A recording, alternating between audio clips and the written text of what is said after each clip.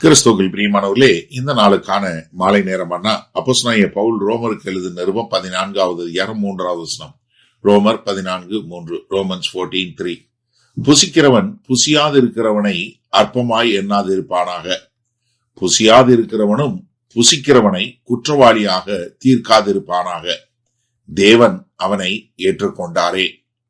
இப்ப அப்போஸ்தலனாகிய பவுல் ஒரு போதகருடைய இருதயத்தோட எப்படி ரெண்டு எதிர்மறையான ஒரு காரியங்கள் எப்படி சபையை பிரிவினை கொண்டு வருங்கிறத ரொம்ப அழகா எடுத்து காட்டுறார். என்ன ஒரு பலம் உள்ளவன் என்ன ஒரு பலவீனனை ஏளனமாக பார்க்க முடியும். ஒரு பலவீனம் உள்ளவனுக்கு என்ன ஒரு சோதனை வரும்? இந்த பலம் உள்ளவனை நியாயம் தீர்க்கக்கூடிய ஒரு காரியம் வரும். ரெண்டு விதமான நடக்கையுமே ரொம்ப மோசமானது. அது சுவிசேஷத்தை மறுதலிக்க கூடியது. அது ரெண்டு பேருமே இத மறந்து கர்த்தர் ஏற்றுக்கொண்டார் என்பதை ஏற்றுக்கொண்டு வாழ வேண்டும் என்று சொல்லக்கூடிய ஒரு அருமையான காரியத்தை இங்க அப்போஸ்தலனாகிய பவுல் சொல்லி கொடுக்கிறார். என்ன சொல்றாரு? புசிக்கிறவன் புசியாதிருக்கிறவனை அற்பமாய் எண்ணாதிருப்பானாக. அப்ப புசிக்கிறவன் என்று சொல்லக்கூடியவன் என்ன பண்ணக்கூடாது? இப்ப இறைச்சி சாப்பிட்றவனுக்கு என்ன மரக்கறி சாப்பிட்றவனை பார்க்கும்போது அவனை பார்த்துட்டு என்னப்பா நீ இப்படி இருக்கிற, என்ன அவங்கள தரம் தாழ்த்தி பார்க்கக்கூடியதாக. ஏன்னா இவருக்கு என்ன பலமானவனுக்கு என்ன தெரியும்? எனக்கு சுவிசேஷம் எல்லாம் விடுதலையும் கொடுத்துருச்சு. எந்த ஆகாரத்தை நான் ஆசீர்வதிச்சு சாப்பிட்டாலும் நன்றியோட பெற்றுக்கொண்டா எனக்கு அதுல ஒண்ணுமே கிடையாது. இது என்ன கொடுக்கும்? ஒரு பெருமையை கொடுக்கும். அது ஒரு பெரிய ஆபத்து. அது என்ன பண்ணும்? இந்த பெருமை என்ன பண்ணும்? உங்களை ஒரு இருமாப்பு கொள்ள வைக்கும். அது என்ன பண்ணிரும்? உங்களுக்கு பெருமைக்கும் இருமாப்புக்கும் இடையில ஒரு சின்ன காரியம்தான் நீங்க பூரணமானவங்கன்னு சொல்லக்கூடியது. ஏன்னா சில நேரங்கள்ல நீங்க சொல்லக்கூட தேவையில்லை. நீங்க பார்க்கக்கூடிய பார்வை, நீங்க செய்யக்கூடிய காரியம், ஏன்னா நீங்க ரொம்ப அழகா ஈஸியா நம்ம அது பண்ண முடியும். 1 கொரிந்தியர் 8வது அதிகாரம் 1வது வசனத்தில் என்ன சொல்றாரு? அறிவு இருமாப்பு கொள்ளும். அறிவு இருமாப்பு கொள்ளும். கலாத்தியர் 5:13 சொல்லும் என்ன சொல்றாரு? உங்களுடைய சுதந்திரம் என்ன பண்ணக்கூடாது? மாம்சத்து இச்சைகளை நிறைவேற்றாது இருக்க கற்றுக்கொள்ள வேண்டும் என்று சொல்லக்கூடியதாக. அதே மாதிரி புசியாது இருக்கிறவனும் புசிக்கிறவனை குற்றவாளியாக தீர்க்காது இருப்பானாங்க. இப்ப உங்களுக்கு என்ன வரும்? இவங்களுக்கு வரக்கூடிய காரியம் என்ன வரும்? இவங்கெல்லாம் என்னைய மாதிரி பரிசுத்தமா இல்லையே, இவங்க இப்படிப்பட்ட காரியத்துல இருக்கிறாங்க, இவங்க உலக பிரகாரமா காரியமா இருக்கிறாங்க, இவங்க இப்படிப்பட்டவங்களா இருக்கிறாங்க என்று சொல்லக்கூடிய ஒரு காரியத்துல கொண்டு போய் விட்டுரும். ஏன்னா கொலோசியர் 2:16 சொல்லுமே என்ன சொல்றாரு? நீங்க ஒருவரையும் என்ன ஒரு புசிப்பதனாலும் குடிப்பதனாலும் என்ன பண்ணாதீங்க, குற்றவாளி என்று தீர்க்காது இருப்பார்களாக. காரணம் என்ன? ரெண்டு பேரும் என்ன பண்ணாரு? கர்த்தர் ஏற்றுக்கொண்டார், தேவன் ஏற்றுக்கொண்டாரு.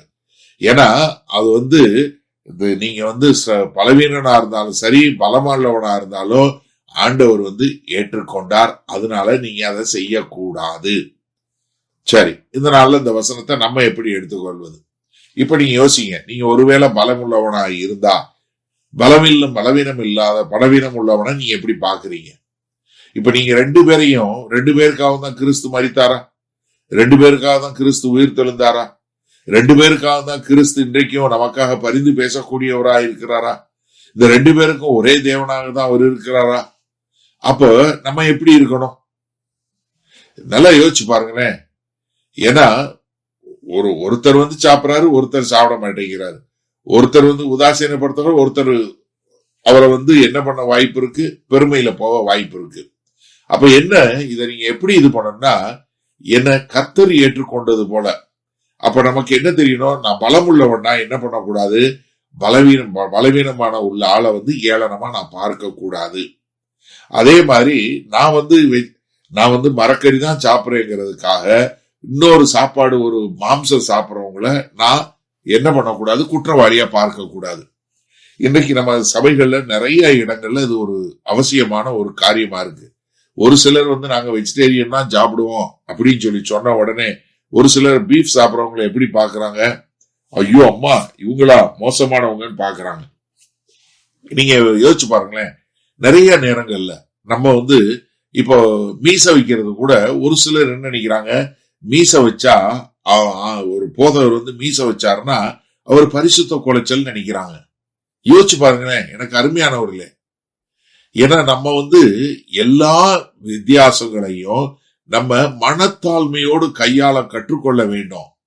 ஏன்னா இந்த கர்த்தர் எல்லாரையும் வரவேற்கக்கூடியவராய் இருக்கிறாரு. அதனால நம்மளுடைய உள்ளுணர்வுகள்ல மனசாட்சியில வரக்கூடிய இந்த மாறுபாடுகள், வித்தியாசங்கள், வேறுபாடுகளை நம்ம மனத்தாழ்மையோடு தேவன் என்னையும் அவரை ஏற்றுக்கொண்டாரேங்கிறதுல வாழும்போது அதையெல்லாம் மறைந்து போகக்கூடிய ஒரு காரியமாய் இருக்கும். வல்லபிதாவே, இதோ அந்த அருமையான நல்ல நாளுக்காய் நன்றி ஆண்டவரே. இதோ சபையில இருக்கக்கூடிய நாங்கள் ஆண்டவரே, ஒரு சிலர் சாப்பிடாத இருக்கிறவங்க சாப்பிடுறவங்கள நியாயம் தீர்க்கக்கூடியதும், சாப்பிடாதவங்க சாப்பிடாதவர்களை ஏளனமாய் பார்க்கிற இப்படி எந்த ஒரு காரியம் இல்லாம எங்களுடைய எல்லா விதமான வேறுபாடுகளையும் மனத்தாழ்மையோடு கர்த்தர் எல்லாரையும் ஏற்றுக்கொண்டார் என்று ஏற்றுக்கொண்டு வாழ எங்களை அர்ப்பணிக்கிறோம். இயேசு கிறிஸ்துவின் மூலம் பிதாவே, ஆமேன். கர்த்தர் உங்களை ஆசீர்வதிப்பாராக. நாம் நாளை காலை தினசரி தியானத்தில் சந்திப்போம். Good night.